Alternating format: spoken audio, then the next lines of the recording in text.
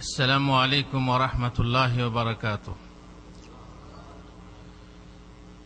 الحمد لله نحمده ونستعينه ونستغفره ونعوذ بالله من شرور أنفسنا ومن سيئات أعمالنا، من يهده الله فلا مضل له ومن يضلل فلا هادي له، وأشهد أن لا إله إلا الله وحده لا شريك له، وأشهد أن محمدا عبده ورسوله. أما بعد، فإن خير الحديث كتاب الله، وخير الهدي هدي محمد صلى الله عليه وسلم، وشر الأمور محدثاتها، وكل محدثة بدعة، وكل بدعة ضلالة، وكل ضلالة في النار. أعوذ بالله من الشيطان الرجيم. وأنزلنا إليك الذكر لتبين للناس ما نزل إليهم ولعلهم يتفكرون. এ বিশ্ব চরাচরে যাবতীয় প্রশংসা আল্লাহর জন্য। মহান আল্লাহ আমাদের সৃষ্টিকর্তা, খালিক ও মালিক, রুজিদাতা। আল্লাহ তাআলা মানুষকে সৃষ্টি করেছেন তার ইবাদতের জন্য, কিন্তু আমরা জানতাম না যে তার ইবাদত কিভাবে করব, কি নিয়মে করব। তাই ইবাদত শিক্ষা দেওয়ার জন্য তিনি নবী পাঠিয়েছেন, রাসূল পাঠিয়েছেন, কিতাব অবতীর্ণ করেছেন। তিনি যে কিতাব অবতীর্ণ করেছেন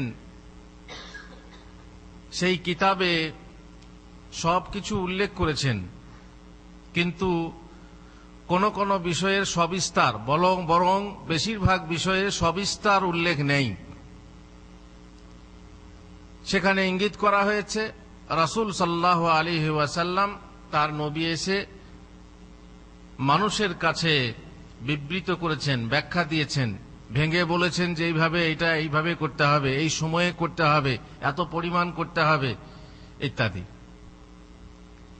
এ কথা আপনারা নিশ্চয়ই জানেন যে কোরআন অবতীর্ণ হয়েছে মানুষের মাঝে, এবং কোরআন নিজেই ঘোষণা দিয়েছে যে আমার মাঝে সবকিছুর বর্ণনা আছে।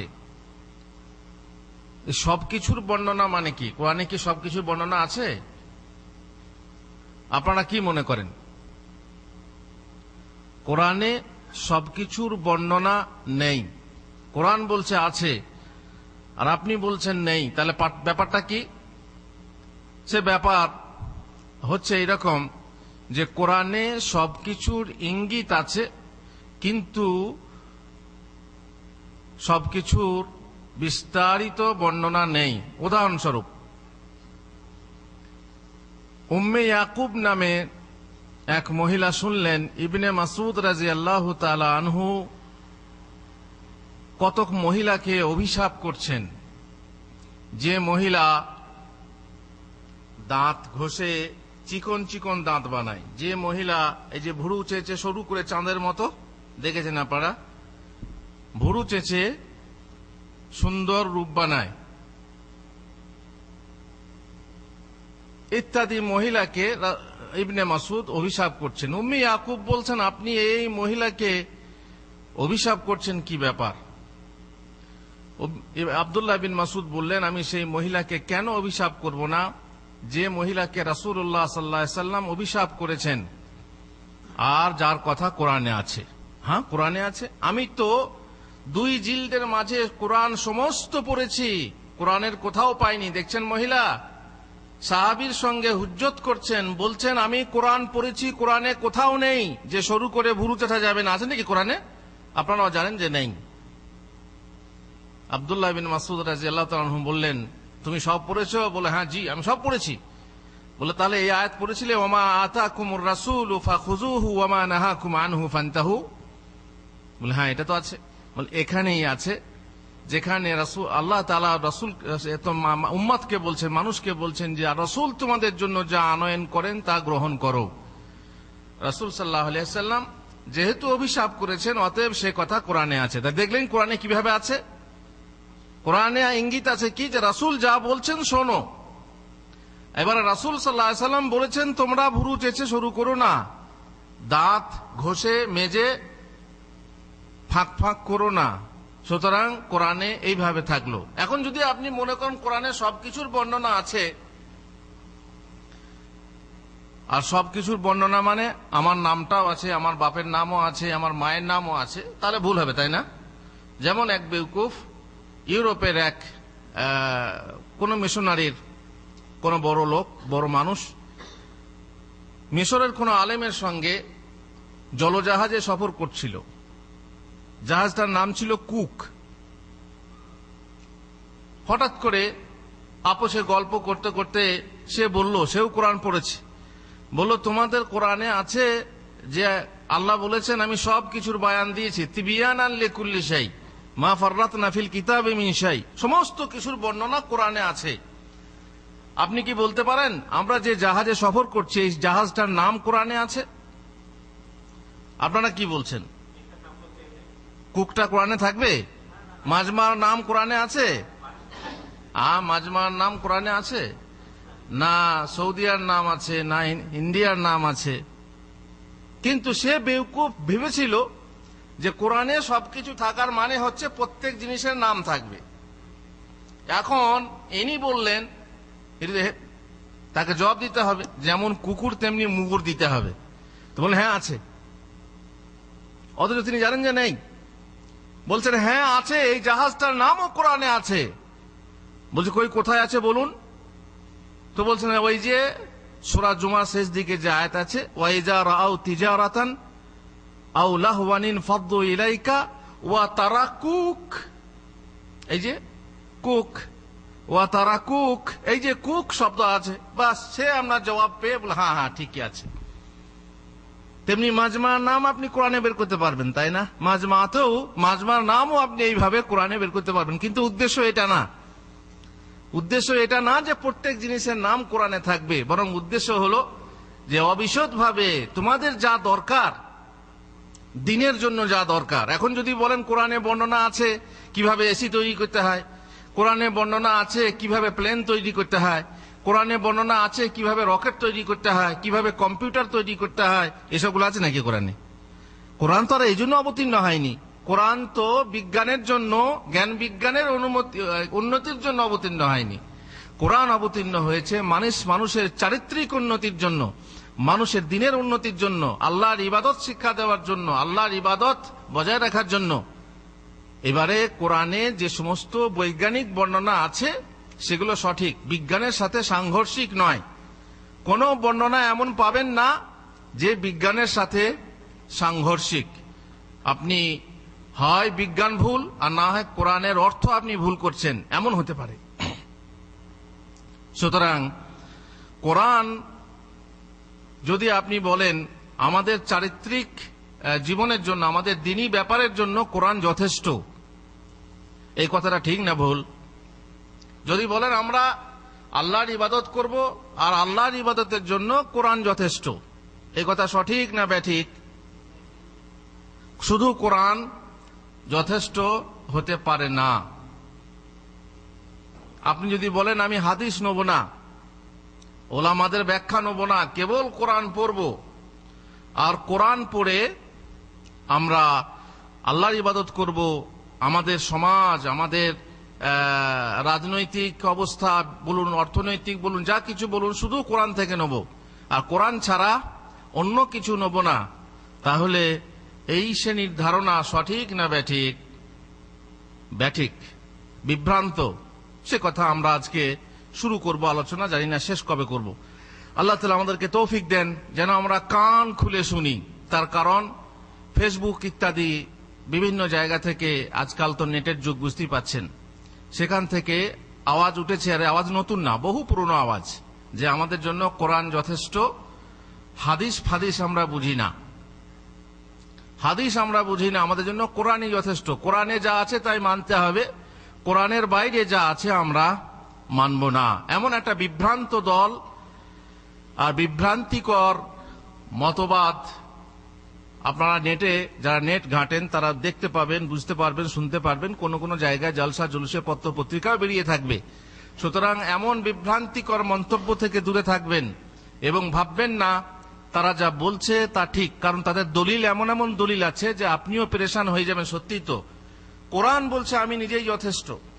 সুতরাং কোরআন যদি যথেষ্ট হয় তাহলে আবার অন্য কিছু মানবো কেন? কেন মানবেন আমি আজকে সেটাই বলবো। সুন্নাহ কাকে বলে, হাদিস কাকে বলে? আমরা জানি যে আল্লাহর পক্ষ থেকে ওহী এসেছে দুই প্রকার, এক হচ্ছে ওহিয়ে মাতলু আর এক হচ্ছে ওহিয়ে গায়র মাতলু। মাতলু মানে যে ওহী তেলাওয়াত করা হয় এবং তেলাওয়াত করলে একটা হরফের বিনিময়ে কটা নেকি পাওয়া যায়? 10টা নেকি পাওয়া যায়। আর একটা ওহী আছে যেটা তেলাওয়াত আকারে তেলাওয়াত করা হয় না এবং যেটা কোরআন আকারে লিখিত হয়নি, সেটাও ওহী, কিন্তু সেটা হচ্ছে ওহিয়ে গায়র মাতলু। তার একটা হরফ পাঠ করলে 10টা সওয়াব হয় না। সওয়াব তো আছেই, হাদিস পড়লে সওয়াব নেই, আছে, কিন্তু কোরআনের মতো না। সেটাও আল্লাহর ওয়াহি, আল্লাহর প্রত্যাদেশ, আল্লাহর কাছ থেকে আসা আদেশ, কিন্তু নবী সাল্লাল্লাহু আলাইহি ওয়াসাল্লামের ভাষায়, নবী সাল্লাল্লাহু আলাইহি ওয়াসাল্লামের ভাষায়, নবী সাল্লাল্লাহু আলাইহি ওয়াসাল্লামের আচরণে আমরা সেই ওহীকে প্রত্যক্ষ করি এবং তা মেনে চলি। আর মেনে চলার নির্দেশ ওই যে কোরআনের ওই আয়াতে আছে, ওয়ামা আতাকুমুর রাসূলু ফাখুযু, রাসূল যা আনায়ন করেন তা তোমরা ধারণ করো, তা তোমরা গ্রহণ করো, তা তোমরা বরণ করো এবং তা মেনে চলো। সুতরাং আমরা চলুন সুন্নাহ। সুন্নাহ হচ্ছে তরিকা। সুন্নাহ মানে কি? তরিকা। তরিকা মানে যে কোনো একটা, সে খারাপ হোক আর ভালো হোক, সুন্নাহ সুন্নাহ। সুন্নাহ খারাপ হোক, যেহেতু হাদিসে আছে মান সান্না সুন্নাতান হাসানা ওয়া মান সান্না সুন্নাতান সাইয়্যা, যে ব্যক্তি ভালো সুন্নত চালু করবে, যে ব্যক্তি খারাপ সুন্নত চালু করবে, যে হাদিসে আছে, তার মানেই হচ্ছে যে সুন্নত খারাপও হয়। আমাকে একজন জিজ্ঞেস করছিলেন হ্যাপি বার্থডে টু ইউ যে পালন করে, জন্মদিন পালন করা হয়, নবী দিবস পালন করা হয়, আপনাদের ছেলেদের জন্মদিবস পালন করেন, ফেসবুকে আপনারা দেখবেন, ফেসবুকে আপনার জন্মদিনে আপনার কাছে কি আসছে? শুভেচ্ছা আসছে। তো হ্যাপি বার্থডে পালন করা কি? তো আমি বলেছিলাম সুন্নাহ। তো সে লোকটা অবাক হয়েছিল যে এটা কি করে সুন্নাত হতে পারে। আমরা হ্যাঁ সুন্নাহ, ইহুদি নাসারার সুন্নাহ, ইহুদি নাসারার সুন্নাহ। আর রাসূলুল্লাহ সাল্লাল্লাহু আলাইহি ওয়াসাল্লাম বলেছেন লা তাত্তাবিউন্না সুনানা মান কানা ক্বাবলাকুম, অবশ্যই অবশ্যই তোমরা তোমাদের পূর্ববর্তী জাতির সুন্নাহ অনুসরণ করবে জুতোর মাপের মতো। তার মানে হলো যে পূর্ববর্তী জাতি ইহুদি ও খ্রিস্টানদের যে সুন্নাহ, তাই এখানে সুন্নাহ মানে কি হলো তাহলে? তরিকা, পথ, রাস্তা, আদর্শ। তাহলে সুন্নাহ মানে হলো তরিকা, পথ বা আদর্শ। এখন ফোকাহাদের নিকটে সুন্নাহ কাকে বলে? ফোকাহাদের নিকটে রাসূলুল্লাহ সাল্লাল্লাহু আলাইহি ওয়াসাল্লামের কাছ থেকে যা কিছু প্রমাণিত হয়েছে যা ওয়াজিব নয়। আপনারা জানেন ইসলামের আহকামে খামসা, 5টা বিধান আছে, 5টা হুকুম আছে, 5টা মান আছে। প্রত্যেক কাজের, নামাজের মান কি, দাড়ি রাখার মান কি, তারপর ধরুন ভাত খেয়ে কিভাবে বসবেন তার মান কি, পেশাব করতে বসবেন কি মান, তার মান কি, বিভিন্ন রকমের মান আছে। যে কোনো কাজের 5টার মধ্যে একটা মান। প্রথম থেকে দেখুন, প্রথম হচ্ছে কি? ফরজ। প্রথম হচ্ছে ফরজ আর শেষে হচ্ছে হারাম। ফরজ আর হারাম মানগত দিক থেকে একরকম। ফরজ পালন করতে হবে, ছাড়লে কি হবে? কাবিরা গুনাহ হবে। হারাম বর্জন করতে হবে, না করলে কাবিরা গুনাহ হবে। কাবিরা, হারাম যদি করা হয়, হারাম করলে কাবিরা গুনাহ হবে, বর্জন না করলে, আমি বলছি বর্জন না করলে, হারাম বর্জন না করলে কাবিরা গুনাহ হবে। তার মানে হারাম করলে কাবিরা গুনাহ হবে। তাহলে ফরজ আর হারাম চলে গেল, মাঝখানে থাকলো 3টে। ফরজের পর স্থান হচ্ছে সুন্নত।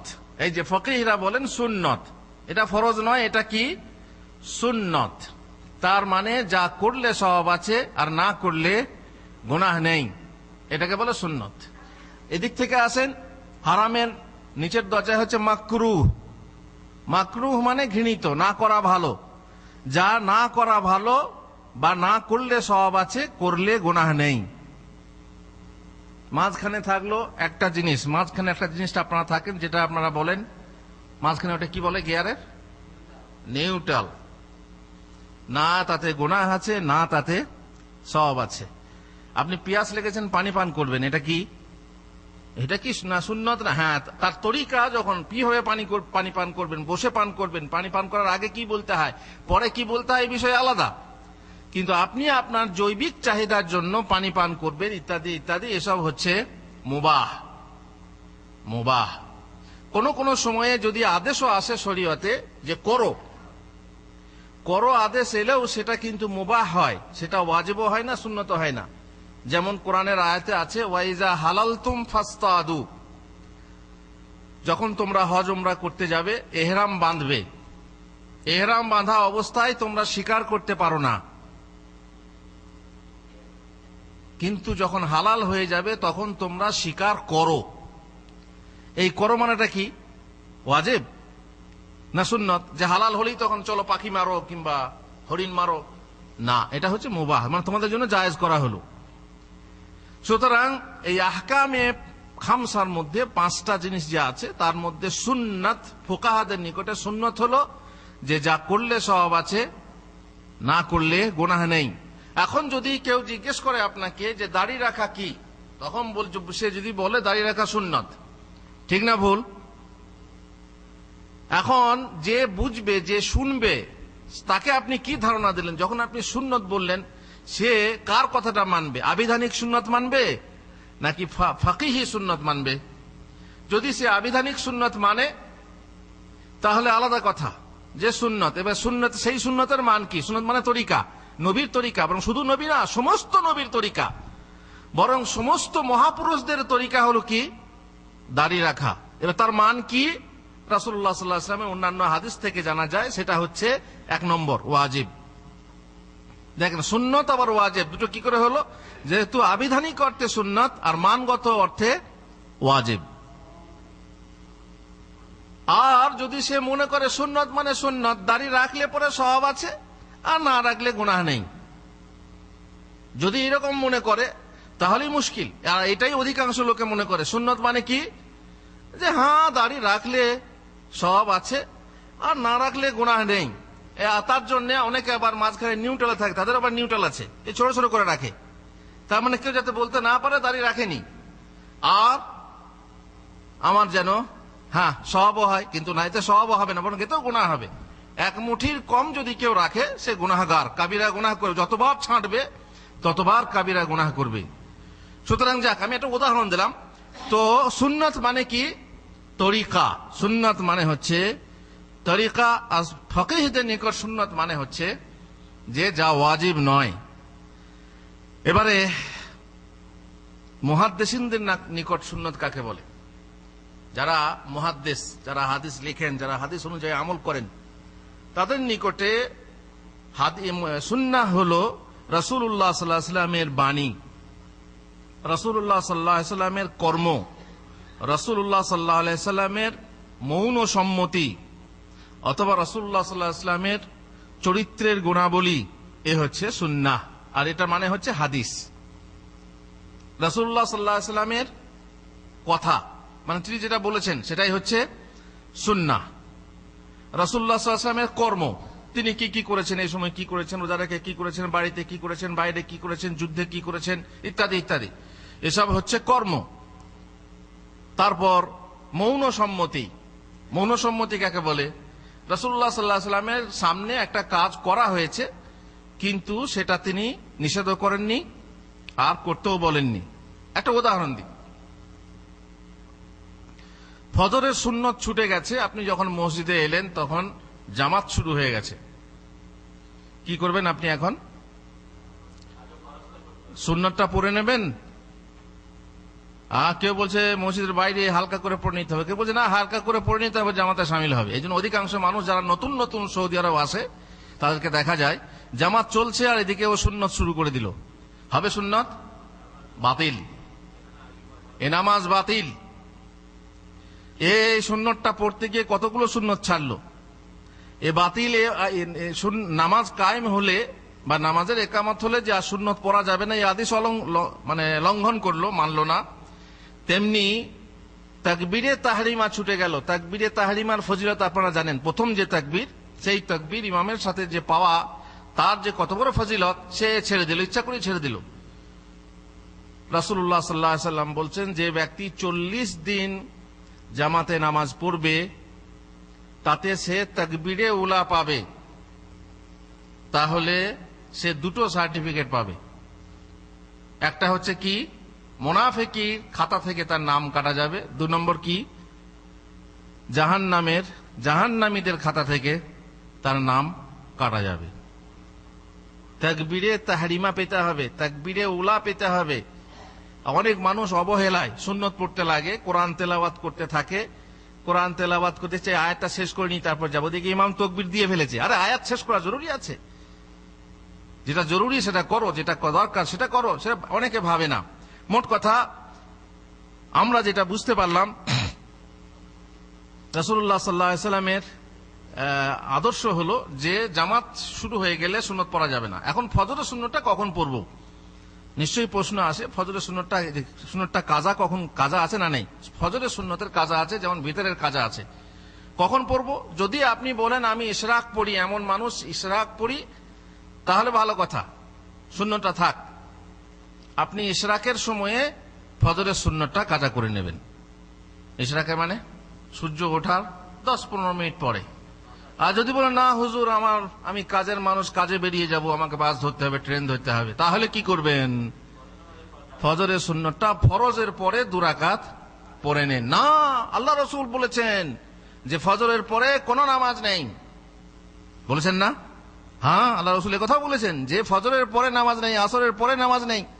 তাহলে ফজরের পরে কি করে নামাজ পড়ি? ফজরের পরে নামাজ আছে না নেই? ফরজের পরে নামাজ আছে না নেই? আমভাবে কোনো নফল যদি কেউ পড়বো বলে নেই। আর যদি খাস ভাবে মনে করুন ফজরের জামাত হয়ে গেছে, ফরজের নামাজ হয়ে গেছে, আপনি নামাজ পড়েননি, তো আপনি নামাজ পড়তে পারবেন না? পারবেন না? আপনাকে পড়তেই হবে। তেমনি আপনি ফজরের নামাজ পড়ে জামে মসজিদে এলেন, কোনো কাজে এলেন, সেখানে বসতে হবে। বসার আগে পড়বেন না পড়বেন না? নাকি ফজরের পরে কোনো নামাজ নেই? হ্যাঁ, এইগুলো জানতে হবে। এখন আপনি বললেন ফজরের পরে কোনো নামাজ নেই, এই জন্য আমি ফরজের আগেই জামাত চলতে থাকলেও আমি পড়ে নি, কোনো সমস্যা নেই। না, সমস্যা আছে।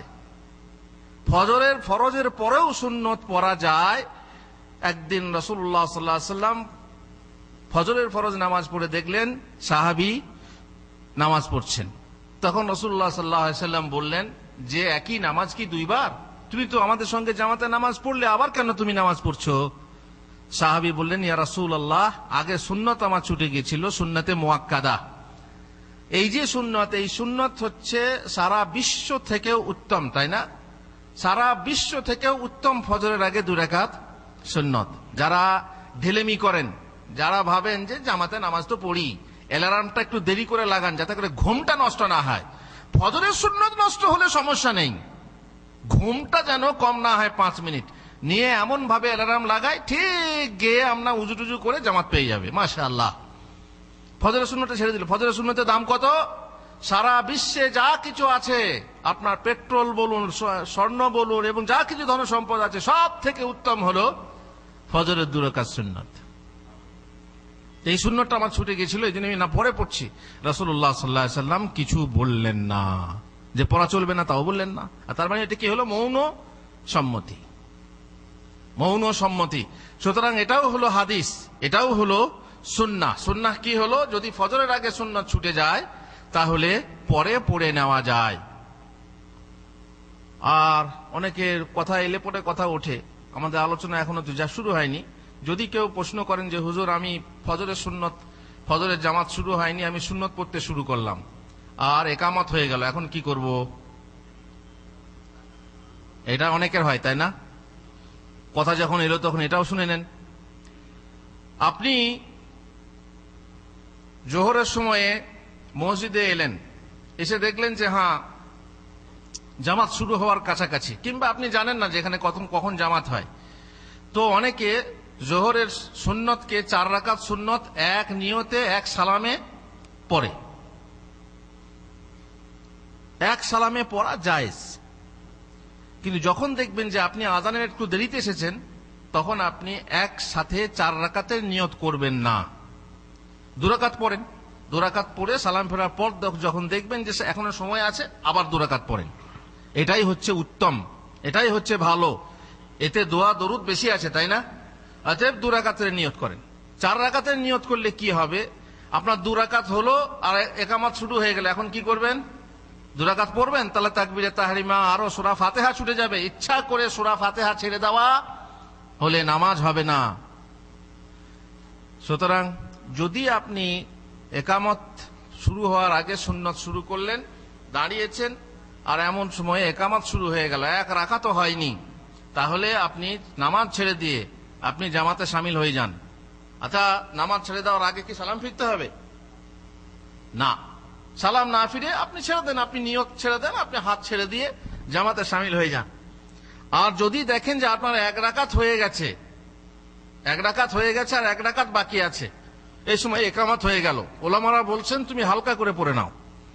কারণ হাদিসে কোরআনে আছে লা ওয়ালা তুবতিলু আমালাকুম, তোমাদের আমল নষ্ট করো না। তো নষ্ট ইচ্ছা করে করো না, হালকা করে আর 1 রাকাত পড়ে নিয়ে। হালকা করে মানে হচ্ছে সূরা ফাতিহা পড়তেই হবে। এ নয় যে সূরা ফাতিহাটা আলহামদুলিল্লাহ রাব্বিল আলামিন মাঝে ভাগে বাদ দিয়ে ওয়ালা দাল্লিন, না, তা হবে না। এরকম করে না, হালকা করে মানে আপনি মোটামুটি পড়বেন, যাতে করে আপনার নামাজটা বরবাদ না হয়। হালকা করে পড়ে নিয়ে ছোট সূরা পড়বেন যে জায়গা। আর সুন্নাত, ফজরের সুন্নত বিশেষ করে এত তার মূল্য, তা সত্ত্বেও সুন্নতটা কি? সংক্ষেপ করা। ফজরের সুন্নত হলো সংক্ষেপ সুন্নত। যদি কেউ বলেন এত মর্যাদাবান সুন্নত আমি লম্বা করে পড়বো, প্রথম রাকাতে সূরা কি বলে আপনার ওয়াসসামায়ে যাতিল বুরুজ পড়বো, আর দ্বিতীয় রাকাতে আপনি আরো লম্বা সূরা পড়বেন, চলবে না। এর সুন্নত হলো হালকা করে পড়বেন। ফজরের সুন্নত হালকা করে। যেমন জুমার দিনে যদি কেউ আসে মসজিদে, খুতবা শুরু হয়ে গেছে, খুতবা চলাকালে নামাজ জায়েজ না নাজায়েজ? নাজায়েজ। খুতবা চলাকালে কথাবার্তা বলা নাজায়েজ। অনেকে দেখেছেন পানি রাখা আছে, পানি খাচ্ছে, খুতবা চলছে আর পানি খাচ্ছে, নাজায়েজ। অনেকে দাঁতন করছে, নাজায়েজ। অনেকে বন্ধুর সাথে কথা বলছে, বহু দূর দূরান্ত থেকে এসছে, মাজরা থেকে এসছে, ও এক থাকে মাজরা, ও এক মাজরায়, এক থাকে ডালে, এক থাকে খালে, দেখা হবে মরণকালে। মরণকালে না, জুমাতে দেখা হবে। তো জুমাতে দেখা হয়েছে, এখন কথা বলছে না, কথা বলা জায়েজ না। এমন কি আপনি দেখবেন অনেকে জুমার খুতবা চলছে, হাঁটুর উপরে এরকম করছে। কেন বলুন তো? তার মনের ভিতরে বাজনা বাজছে। কিসের বাজনা? ওই যে একটু আগেই ছায়া ছবি, তারপর কি সব বলে, ওই যে ড্যান্স ফ্যান্স দেখে এসেছে, বাজনা গান শুনে এসেছে, তারই সুরটা মনে ভাসছে, আর সেইটাই আপনার প্রকাশ পাচ্ছে। মানুষের ভিতরে এরকমই হয়, মানুষ যেমন হবে তার ভাবে ভঙ্গিতে প্রকাশ পাবে। অনেকে দেখবেন খুতবা চলছে আর অন্যায় যে কার্পেট তো দেখতেই পাচ্ছেন, মাশাআল্লাহ, এখানে কার্পেট কত রকমের ফুল, ও ফুলের উপরে দাগের উপরে দাগ বোলাচ্ছে, মানে ও চেষ্টা করছে যে আমি এরকম আঁকতে পারবো কিনা। তাহলে মনটা কোথায় আছে? কোথায় আছে? খুতবাতে। বলো হুজুর খুতবা তো বুঝি না। তো খুতবা যদি বোঝেন না, তো এই সময় কি আপনার শিল্পীগিরি করতে হবে? কমসে কম খুতবা না বুঝলে যখন দোয়ার সময় আসবে, দোয়ার সময় আমিন বলুন। তবে যেখানে সেখানে আমিন বলবেন না, না বুঝে আমিন বলবেন না, তাতেও মুশকিল আছে। দেখবেন খুতবাতে অনেক লোক আছে, খুতবার শেষ দিকে ইমাম সাহেব দোয়া করেন, বৃষ্টির দোয়া হলে হাত তুলেন, বৃষ্টির দোয়া না হলে হাত তুলবেন না। এখন বৃষ্টির দোয়া নয়, বিনা হাত তুলে ইমাম সাহেব খুতবা দোয়া করছেন, আর উনি আপনার হাত তুলে দোয়া করছেন। দোয়া করা দোয়া আমিন আমিন বলে যাচ্ছে। ইমাম সাহেব ইবাদাল্লাহ ইন্নাল্লাহা ইয়ামুরুকুম বলছে আমিন। তার মানে দোয়া শেষ হয়ে গেছে, এবার শেষ খেলা যে আয়াতটা পড়তে হয় পড়ছে, ও তখনও বলছে আমিন। তার মানে কি? বোঝে না, বোঝে না। এখন সে বোঝে না, আলাদা কথা। তো আপনি কমসে কম দোয়ার সময় আমিন বলবেন, খুতবা না বুঝলেও। আর যখন রাসূলুল্লাহ সাল্লাল্লাহু আলাইহি ওয়াসাল্লামের নাম শুনবেন, তখন বলবেন সাল্লাল্লাহু আলাইহি ওয়াসাল্লাম। একবার দরুদ পাঠ করলে 10 বার রহমত বর্ষণ হয়। বিশেষ করে জুমার দিন, এই জুমার দিনে রাসূলুল্লাহ সাল্লাল্লাহু আলাইহি ওয়াসাল্লাম বেশি বেশি দরুদ পড়তে বলেছেন। তো খুতবা চলাকাল অবস্থায় যদি আপনি আসেন, তখন আপনি নামাজ নিষেধ, নামাজ পড়বেন না পড়বেন না। আমাদের দেশে লাল বাতি জ্বালিয়ে দেয়, তার মানে খালাস, নামাজের সময় শেষ, আর নামাজ পড়া যাবে না। এখন আপনি কি জানেন সুন্নাহ কি, রাসূলুল্লাহ সাল্লাল্লাহু আলাইহি সাল্লামের তরিকা কি? খুতবা চলাকালে আপনি মসজিদে এলে রাসূলুল্লাহ সাল্লাল্লাহু আলাইহি সাল্লাম বলছেন 2 রাকাত নামাজ না পড়ে বসো না, তবে হালকা করে পড়ো। এবার অনেক মানুষ আছে যারা মনে করে হ্যাঁ খুতবা চলাকালে নামাজ যায়, সে আমরা পড়েই যাচ্ছে, তার অভ্যেসগত কাবলাল জুমা, তারপরে কি কি সব এসব পড়েই যাচ্ছে, এ জানে না। একে শিক্ষা দেন, বলুন 2 রাকাত পড়তে হবে, আর 2 রাকাত তাও আবার হালকা করে পড়তে হবে। হালকা করে মানে কি? সূরা ফাতিহা পড়বেন না? না, সূরা ফাতিহা পড়তে হবে, তারপরে ছোট্ট একটা সূরা পড়তে হবে, ইন্না আতাইনাকাল কাউসার। দ্বিতীয় রাকাতে কুল হুয়াল্লাহু আহাদ পড়ে আপনি বসে যান। আপনি রুকুতে তাসবিহ 5 বার 7 বার পড়েন না, 3 বার করে পড়েন। সিজদাতেও তাই, দিয়ে হালকা করে পড়ে নিয়ে দোয়ায়ে মাসুরা না পড়ে দরুদ পড়ে আপনি সালাম ফিরে দেন, তারপরে খুতবা শুনতে শুরু করুন। যাই হোক, হালকা করে গেল, কথায় কথা বাড়ে। অন্য কথা আমাদের সেটা হচ্ছে কি, যে রাসূলুল্লাহ সাল্লাল্লাহু আলাইহি ওয়াসাল্লামের তরিকা, রাসূলুল্লাহ সাল্লাল্লাহু আলাইহি ওয়াসাল্লামের তরিকাকে কি বলা হয়? সুন্নাত বলা হয়, সুন্নাহ বলা হয়। তেমনি সাহাবাদের তরিকাকেও সুন্নাহ বলা হয়, যদি সে সুন্নাহ রাসূলের তরিকার খেলাফ না হয়। আল্লাহ রাসূল সাল্লাল্লাহু আলাইহি ওয়াসাল্লাম বলেছেন না, আলাইকুম বিসুন্নতি ওয়া সুন্নাতিল খুলাফায়ে রাশিদিন আল মাহদিয়িন মিন বাদি, তোমরা আমার সুন্নত ধারণ করো এবং আমার পরবর্তী খোলাফায়ে রাশিদিনের সুন্নত ধারণ করো। সুতরাং সুন্নাহ হলো কোরআন ও সুন্নাহর নির্দেশ অনুযায়ী আমল করা, সালাফে সালেহিন সাহাবার অনুকরণ করা এবং হাদিসের অনুসরণ বা অনুসারী হওয়া, এ হলো সুন্নাহর অনুসরণ। আবুল কাসেম আসফাহানি বলেন, আবিধানিকরা ভাষাবিদরা বলেছেন যে সুন্নাহ মানে জীবন চরিত ও তরিকা। প্রচলিত কথায় অমুক সুন্নাহর অনুসারী, অর্থাৎ সে তার কথায় ও কাজে কোরআন ও হাদিসের অনুসারী। যেহেতু সুন্নাহ আল্লাহ ও তাদিও রাসূলের বিরোধী হতে পারে না, আমরা হচ্ছে আহলুস সুন্নাহ ওয়াল জামাআহ, তাই না? তবে প্রচলিত অর্থে যদি কাউকে জিজ্ঞেস করেন তুমি কি কোন মাযহাবের, সে বলবে আমি আহলে সুন্নাহ। আহলে সুন্নাহ মানেই হচ্ছে আহলে বিদআহ। আপনারা জানেন বর্তমানে আহলে সুন্নাহ কারা বলে? যারা মাজার পূজা করে তারা নিজেদেরকে কি বলে? আহলে সুন্নাহ। নামটি বড় ভালো, কিন্তু নাম রেখেছে আতর আলী, বগলের গন্ধে ঘুম আসে না, গায়ের গন্ধে ঘুম আসে না। যাই হোক, কথা হলো কি, যে সুন্নাহর অনুসারী যে হবে সে হবে কোরআন ও সুন্নাহ মানে সহিহ সুন্নাহ হাদিসের অনুসারী হবে। ইবনে রাজব বলেন সুন্নাহ হলো চালু পথের অনুসৃত তরিকার নাম, আর তা হলো তিনি ও তার খোলাফায়ে রাশিদিন যে আকীদা, আমল ও বক্তব্যের উপর প্রতিষ্ঠিত ছিলেন তাই শক্তভাবে ধারণ করা, এর নামই হচ্ছে সুন্নাহ বা সুন্নাহর অনুসরণ করা। এটাই হলো পরিপূর্ণ সুন্নাহ। এই জন্যই পূর্বকালে সালাফগণ ওই সকল অর্থ ছাড়া সুন্নাহ শব্দ ব্যবহার করতেন না। অনুরূপ কথায় অর্থ হাসান বাসরি, আউজাঈ, ফুজাইল বিন ইয়াজ থেকে বর্ণিত হয়েছে যে খোলাফায়ে রাশিদিন রাসূলুল্লাহ সাল্লাল্লাহু আলাইহি ওয়াসাল্লামের পর খোলাফায়ে রাশিদিন তাদের যে আকীদা আমল ছিল সেটাই হচ্ছে সুন্নাহ। সুন্নাহ অস্বীকার কখন থেকে শুরু হলো? কখন থেকে বললো যে না হাদিস ফাদিস আমরা মানবো না, সুন্নাহর দরকার নেই, আমাদের জন্য কোরআনই যথেষ্ট, সুন্নাহ মানবো না? এই কথা বহু পুরনো। আপনারা জানেন প্রায় 200 হিজরিতে যখন খাওয়ারেজদের বেশ মানে খুবই, অবশ্য খাওয়ারেজ সৃষ্টি হয়েছে হযরত আলীর জামানাতে, সেই খাওয়ারেজ যে খারেজিরা, এবং আজকাল বর্তমানেও বহু খাওয়ারেজ আছে, সেই খাওয়ারেজরা প্রথমত আহলে বায়তের ফজিলতে যে সমস্ত হাদিস ছিল, সুন্নাহ ছিল, অস্বীকার করে বসে আছে। শিয়ারা সাহাবাদের ফজিলতে যে হাদিস, সে হাদিস অস্বীকার করে বসে আছে।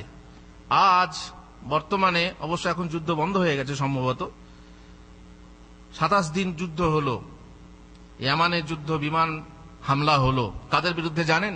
ইয়ামানের বিরুদ্ধে, শিয়াদের বিরুদ্ধে। কেন শিয়াদের বিরুদ্ধে যুদ্ধ হলো? যেহেতু শিয়ারা সুন্নিদের সবকিছু দখল করে ফেলেছিল। অবশ্য একটা দেশের ভিতরে প্রত্যেকের অধিকার আছে, কিন্তু অধিকার মানে একচেটিয়া অধিকার তুমি গ্রহণ করবে, আবার পার্শ্ববর্তী রাষ্ট্রকে হুমকি দেবে, আর শিয়া দেশের সমর্থনে বা শিয়া দেশের সহযোগিতায় তুমি সুন্নি দেশের উপরে অত্যাচার চালাবে, এমনকি হারামাইন দখল করার তোমাদের প্ল্যান প্রোগ্রাম আছে, এটা তো কেউ মেনে নিতে পারবে না। এই শিয়ারা, অবশ্য আসল শিয়াদের কথা বলছি, যে শিয়ারা আপনারা বলবেন হয়তো শিয়ারা তারা আসলে কাফের, না কাফের না? অনেকে প্রশ্ন করেন শিয়ারা কাফের না কাফের না। কেননা অনেকে শিয়াদেরকে সমর্থন করে, অনেকেই শিয়াদেরকে সমর্থন করে, খোমেনিকে ইমাম খোমেনি বলে, ওমরের সঙ্গে তুলনা করে, এমনও লোক আছে আমাদের দেশে। তা আসলে শিয়ারা কি? যারা আমেরিকাকে সমর্থন করে না, এদিকে শিয়াকে সমর্থন করে, আসলে শিয়ারা কি? আসল শিয়া যারা, তারা কাফের কি না আমি আপনার উপরে বিচার ভার ছেড়ে দেব। আসল শিয়া যারা, তারা মনে করে যে আসলে নবী হওয়ার যোগ্য ছিলেন আলী, জিবরিল ভুল করে ওহী নিয়ে চলে যায় মোহাম্মদের কাছে। আপনি বলুন এবারে, যারা বলে যে রাসূলুল্লাহ সাল্লাল্লাহু আলাইহি ওয়াসাল্লামের ইন্তেকালের পর খলিফা হওয়ার যোগ্য ছিলেন আলী, তার কারণ তিনি হচ্ছেন জামাই, বেটি মজুদ আছে। আপনি মারা গেলে আপনার মেয়ে আছে, জামাই আছে, আপনার শ্বশুর আছে, আর অন্যান্য লোক আছে।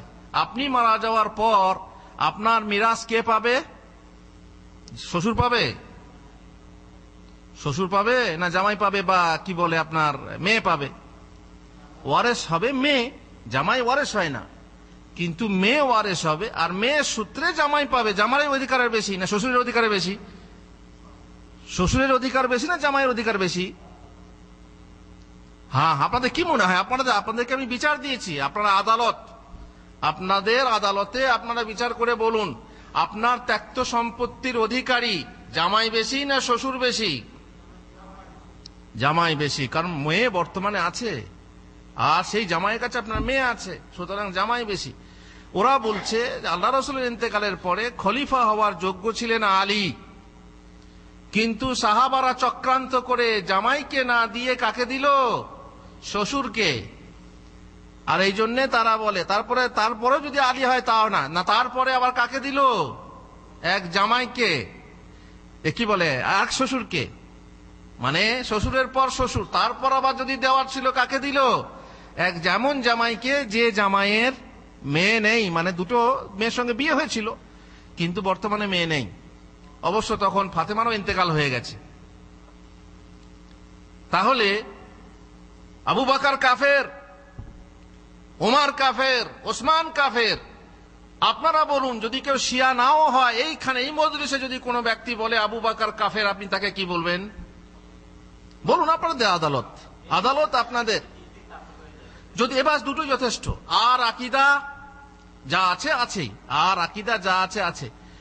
ওই যে যাদেরকে আপনারা ইমাম বলেন, তার বইয়ে লেখা আছে, তারা বলছেন যে আমরা হারামাইন দখল করব, আর রাসূলুল্লাহর পাশে যে দুই তাগুতের কবর আছে, সেখানে দুই তাগুতের কবরকে, দুই তাগুতকে সেখান থেকে মুক্ত করব, দূর করে দেব।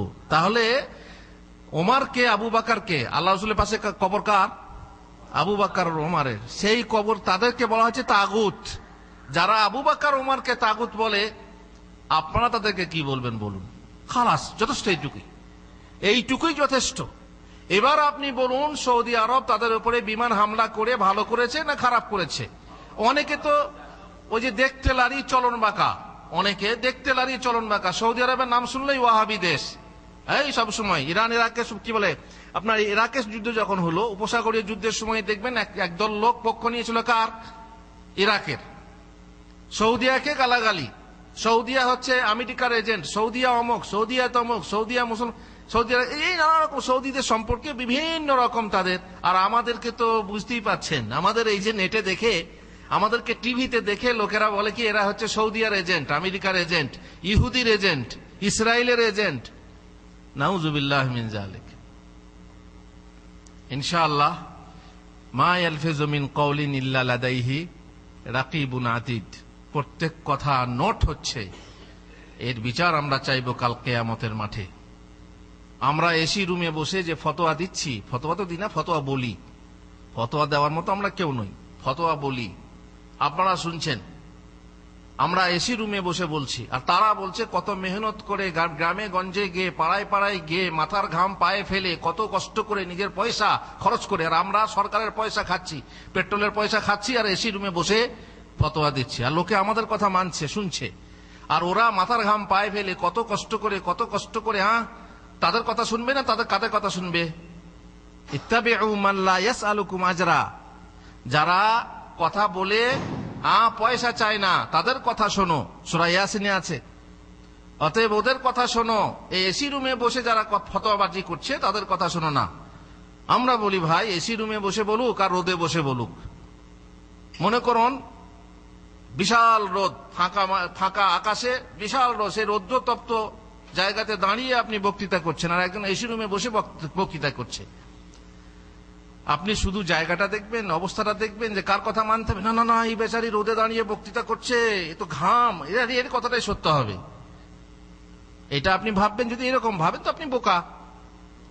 আপনাকে দেখতে হবে যে কে কথাটা সঠিক বলছে, কার কথাটা সঠিক।